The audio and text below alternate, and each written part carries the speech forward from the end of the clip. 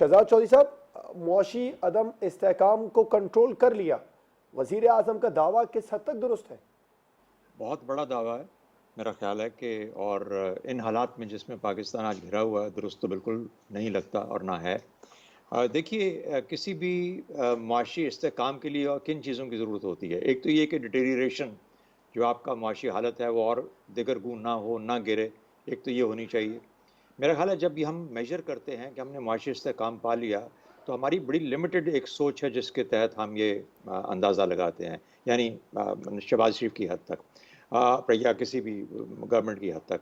वो ये है कि बैलेंस ऑफ पेमेंट हमारी ज़रा बेहतर हो गई या पॉसिबल होगी, बैलेंस ऑफ पेमेंट पॉसिबल होगी, डिफ़ॉल्ट से बच गए। ये दो बड़ी चीज़ें हैं, यानी डॉलर का बंदोबस्त हो गया। अगले साल जिस वक्त जो हमारा माली साल जा रहा है, इसके अंदर जितने कर्जा जात हमने अदा करने हैं, हम डिफ़ॉल्ट नहीं करेंगे। जो लोगों को पैसे देने हैं, जो बाकी मुल्कों को, बाकी इदारों को, इंटरनेशनल फाइनेंशियल इंस्टीट्यूशंस को, तो वो है इनका मयार मुआशी इस्तेहकाम का, यानी बंदोबस्त हो चुका है। सऊदी अरेबिया ने रोल ओवर किया अपना कर्जा, चीन ने कुछ कर्जा अपना रोल ओवर किया, कुछ यहाँ पे प्लेस किया, जिससे कि डॉलर की पोजीशन को ज़रा बेहतर करने के लिए भी एक था। फिर तेल की जो फैसिलिटी है, ऑयल फैसिलिटी सऊदी अरेबिया से, तो ये वो तमाम चीज़ें हैं जो कि इनको ये स्पेस दे रही हैं कि ये अपने जो कर्जा जाते हैं ये अदा कर सकें। फिर दूसरा, रेमिटेंसेस की बात हो सकती है। रेमिटेंसेस अप एंड डाउन जा रहे हैं, कभी महीने में ऊपर चले गए, किसी में नीचे चले गए।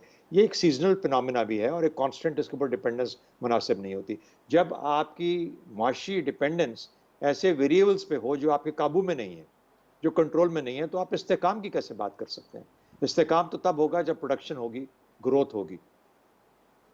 तो इसलिए जी। मेरा अपना ख्याल ये है कि ये एक महज एक दावा है, और गालिबन उन कुव्वतों को सेटिस्फाई करने की कोशिश की जा रही है जो कि ये समझते हैं कि अगर इनके साथ हो, मुक़तदरा जिसे कहते हैं, तो वो फिर इनकी जो हुकूमत है उसकी थोड़ी बहुत स्टेबिलिटी रहती है जब तक कि ये अगले इलेक्शन नहीं होते। तो ये ठीक। खौफ और ये इस किस्म की बातों को मद्देनज़र रखते हुए ये क्लेम किए जाते हैं, वरना इसमें हकीकत तो ज़ाहिर नहीं है।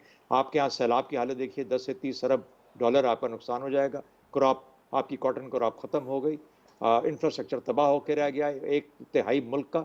यानी इससे कैसे आप कह सकते हैं कि हमारे इस्तेकाम आ गया? हम्म। आपके लिए तो अगले 10 साल बहुत मुश्किल होंगे मुआशी इस्तेकाम के लिहाज से। मेरा ख्याल है बहुत ही एक महज खाली दावा है।